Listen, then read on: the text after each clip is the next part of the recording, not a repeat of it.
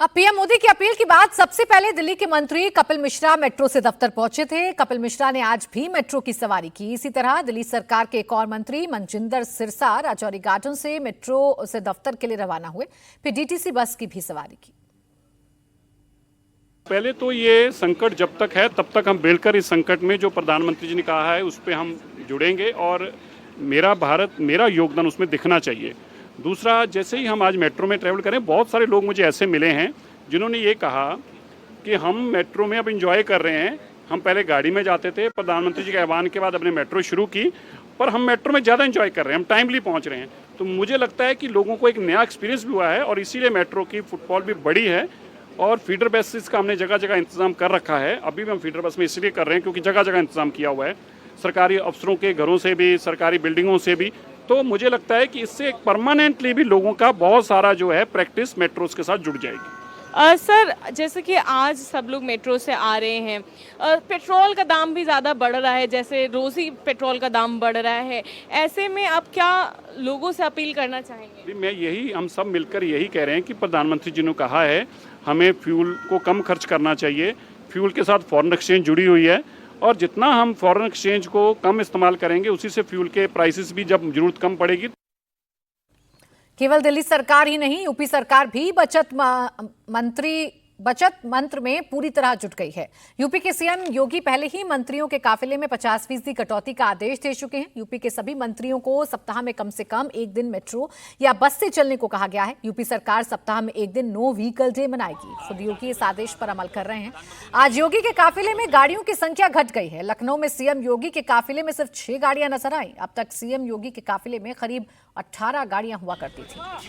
वहीं यूपी के deputy CM Brajesh Pathak भी आज 2 गाड़ियों के काफिले के साथ निकले। लखनऊ में ब्रजेश पाठक इलेक्ट्रिक कार से बाहर निकलते नजर आए। अपील के बाद कि पेट्रोल और डीजल की हमको बचत करनी है, यूपी सरकार के डिप्टी सीएम ब्रजेश पाठक सिर्फ और सिर्फ 2 गाड़ियों के काफिले के साथ बाहर निकल रहे हैं। एस्कॉर्ट गाड़ी, यहां पर आप देखिए एक एस्कॉर्ट गाड़ी है और अगर आप ठीक पीछे नजर डालेंगे तो ब्रजेश पाठक यूपी सरकार के डिप्टी सीएम आपको जो इलेक्ट्रॉनिक व्हीकल होता है, ईवी होता है, इसमें आपको नजर आ जाएंगे।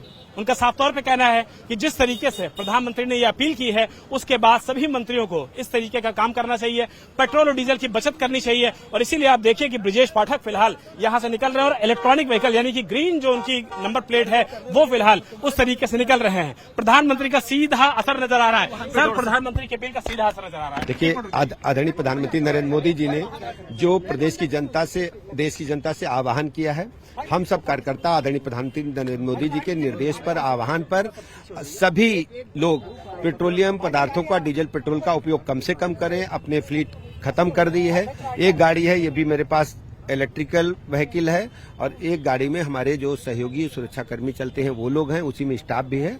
और मैं प्रदेश के लोगों से भी अपील करता हूं सब लोग प्रधानमंत्री जी के आह्वान पर ऐसा ही करें और वैश्विक संकट से निपटने में भारत प्रधानमंत्री जी के साथ पूरी ताकत के साथ खड़ा है। 10 गाड़ियां पहले थी, अब 2 गाड़ियां हैं। देखिए, एक गाड़ी तो मेरी, एक गाड़ी में हमारे सहयोगी जो स्टाफ के लोग होते हैं, कभी कोई काम पड़ जाए तो दस्तखत मोहर फोन फान करने वाले। पूरी तरीके से ऑनलाइन मोड पे है। समय तरह से विभाग हमारा ऑनलाइन मोड पे है और सभी बैठ के हमने ऑनलाइन किया है और बहुत आवश्यक है तो फिजिकल 1-2 लोगों को बुला लेते हैं।